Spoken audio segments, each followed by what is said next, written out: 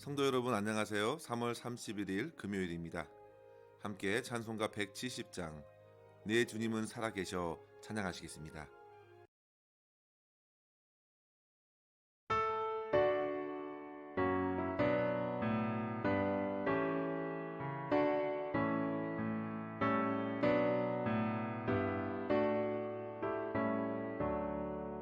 내 주님은 살아계셔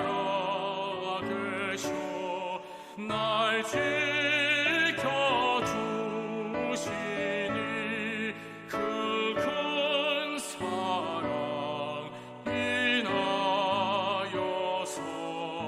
나 자유 얻었네. 나의 구원 되신 주님 내 소망 되신 주 항상 나와 함께 하셔 곧 다시 오시리.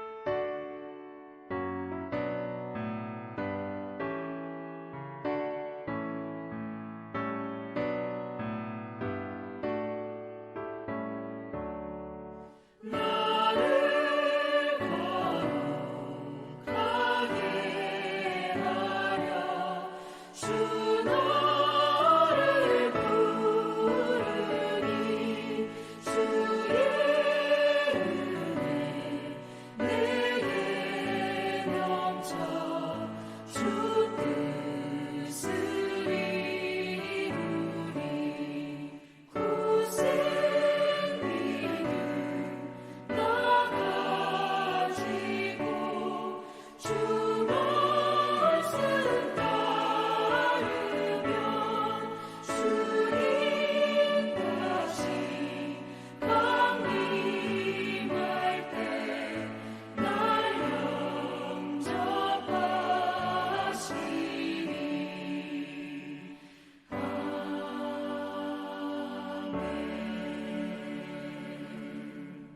아멘. 이 시간 함께 나눌 말씀은 사무엘상 31장 1절에서 13절입니다.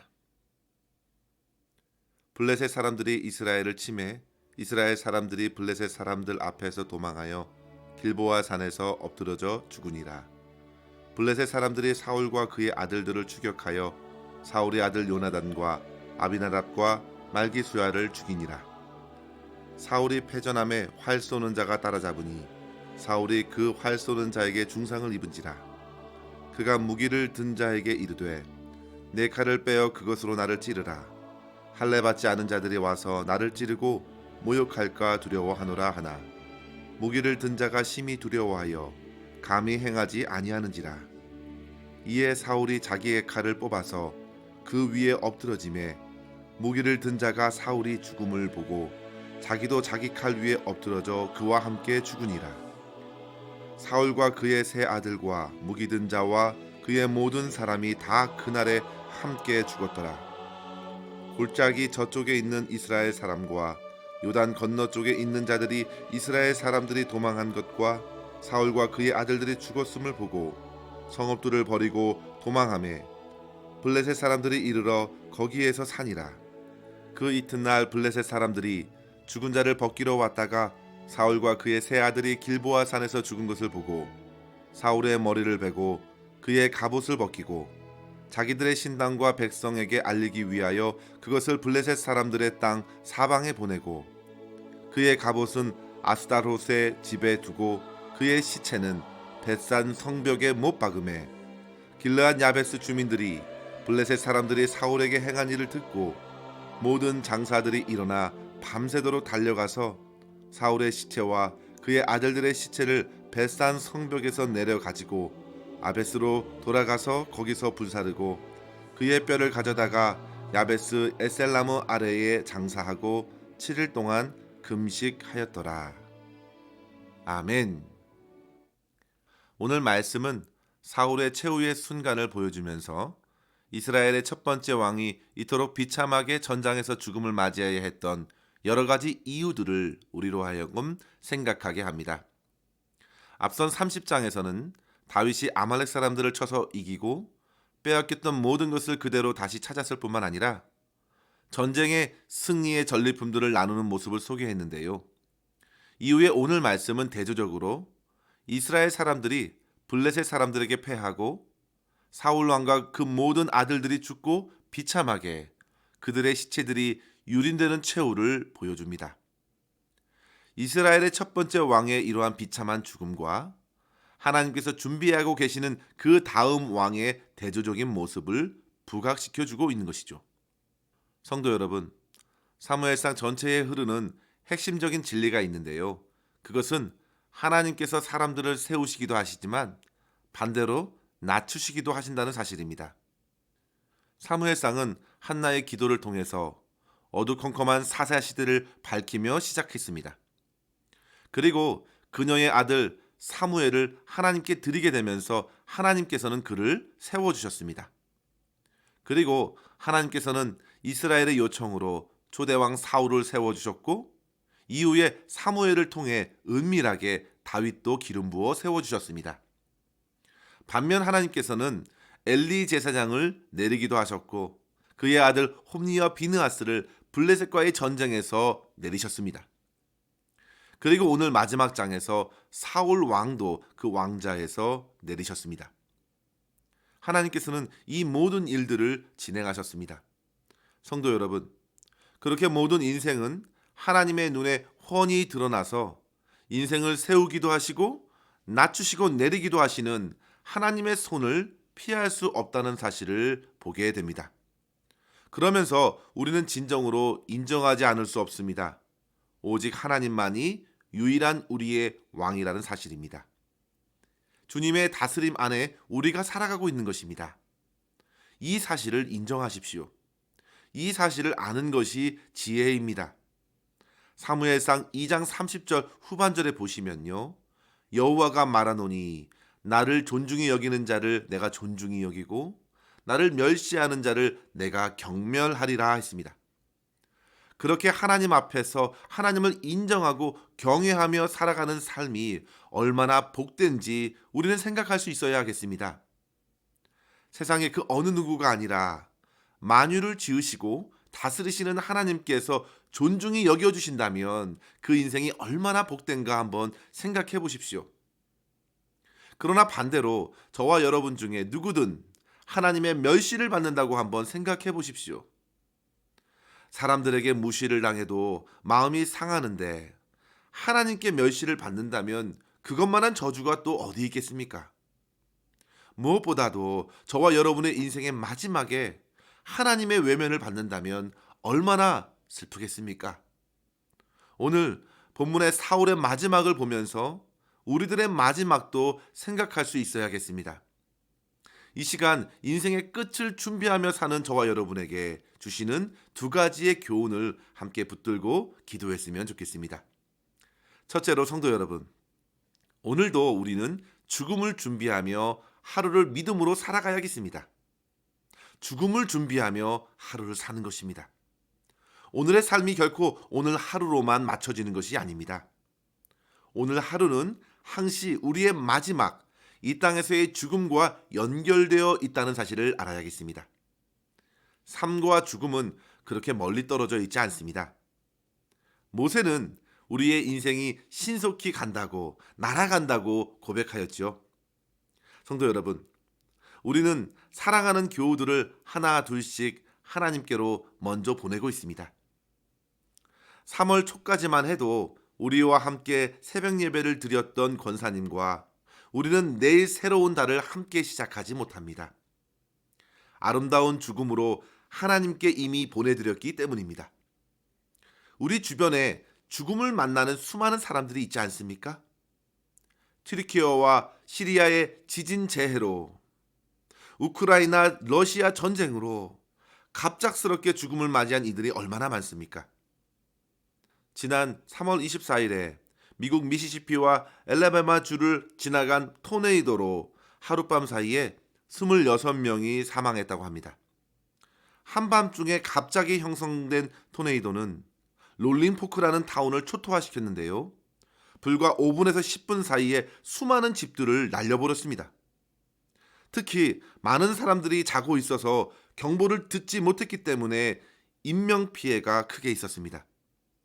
성도 여러분, 삶과 죽음의 거리는 결코 멀지 않습니다. 언젠가 죽음을 만나게 될 인생으로서 우리는 오늘 잘 준비해야 합니다. 누가복음 13장에 보시면 예수님께서 당시 갑작스럽게 실로암 망대가 무너져 죽게 된 18사람들을 언급하시면서 그들의 죄가 더 많아서 죽은 것이 아니라고 말씀하셨습니다. 바로 그 소식을 듣고서 자기의 죽음을 준비하라 하신 것입니다. 누가복음 13장 5절에 보시면요. 너희도 만일 회개하지 않으면 다 이와 같이 망하리라 하셨습니다. 여기서 그저 죽으리라가 아니라 망하리라고 하셨던 것을 기억해야 합니다. 회개 없이 죽으면 영원한 멸망으로 심판을 받는 것입니다. 사랑하는 성도 여러분, 사울은 그렇게 하나님 앞에서 진정한 회개 없이 죽음을 맞이했습니다. 앞서 사울은 신접한 여인을 통해 불러낸 악령을 통해서 심판의 소식을 미리 접했음에도 그는 여전히 하나님께 엎드리지 못했습니다. 사무엘상 28장 19절에 보시면요. 여호와께서 이스라엘을 너와 함께 블레셋 사람들의 손에 넘기시리라.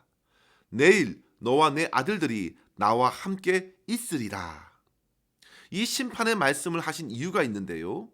바로 앞절에 보시면요. 사무엘상 28장 28절에 내가 여호와의 목소리를 순종하지 아니하고 그의 진노를 아말렉에게 쏟지 아니하였으므로 라고 말합니다. 성도 여러분, 사울이 함부로 제사를 지낸 것이 그가 왕이 된 후 2년이 지나서였습니다.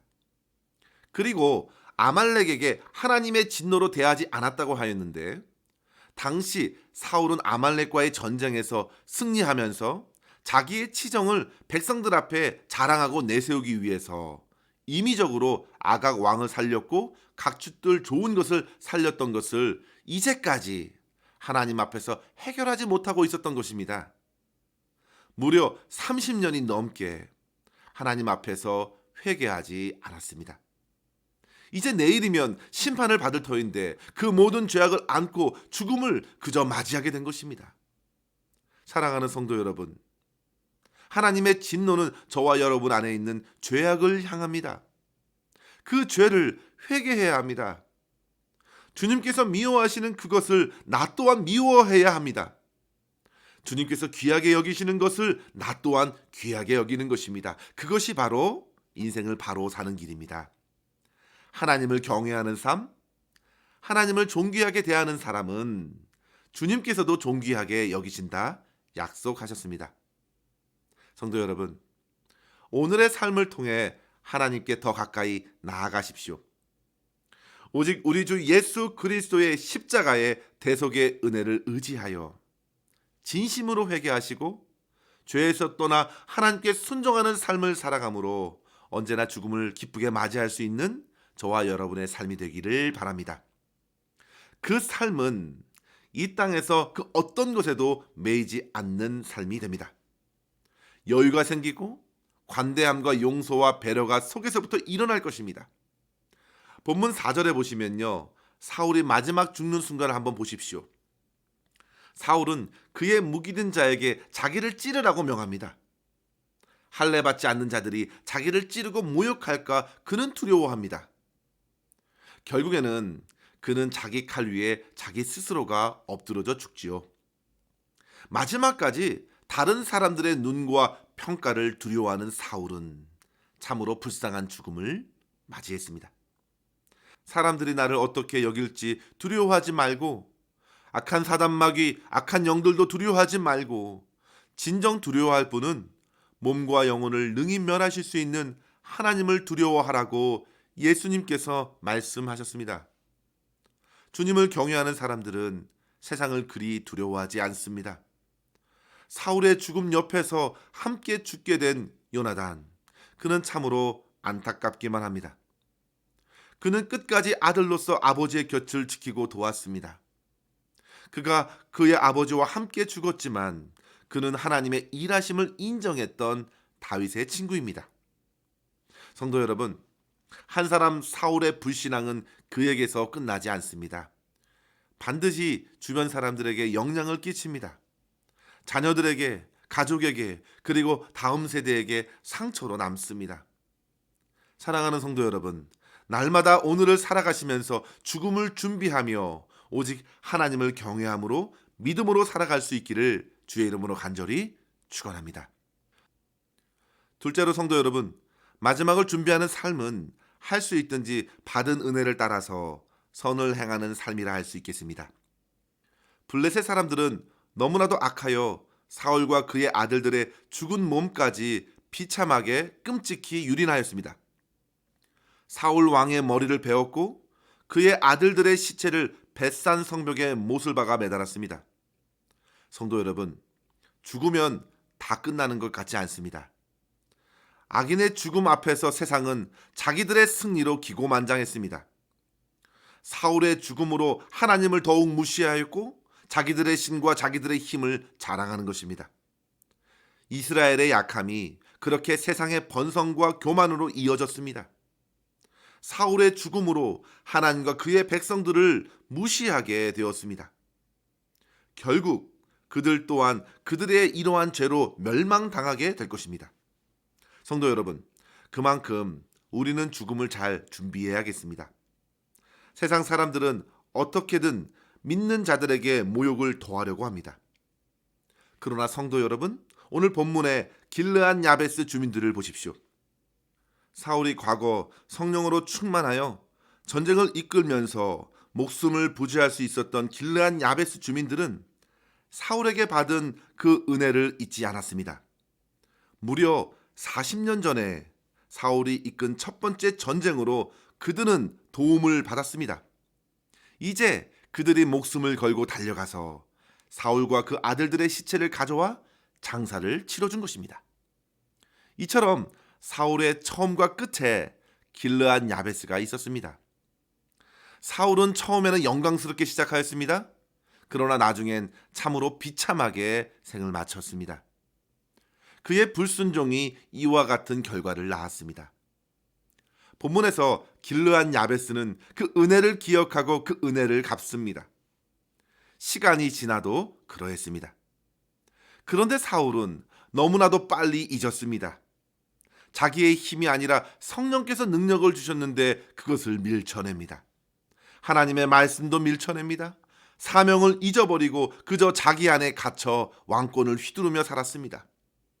세상과 죄악을 향한 하나님의 진노를 쏟아내기보다 자기의 마음에 들지 않았던 정적 다윗을 향하여 헛된 시간을 쏟아붓다가 결국 비참한 생으로 마쳤습니다. 성도 여러분, 이렇게 삶을 끝내서는 안 되겠습니다. 처음에 영광스러운 승리가 오만함으로 이어지지 않도록 늘 겸손히 주님 앞에 서십시오.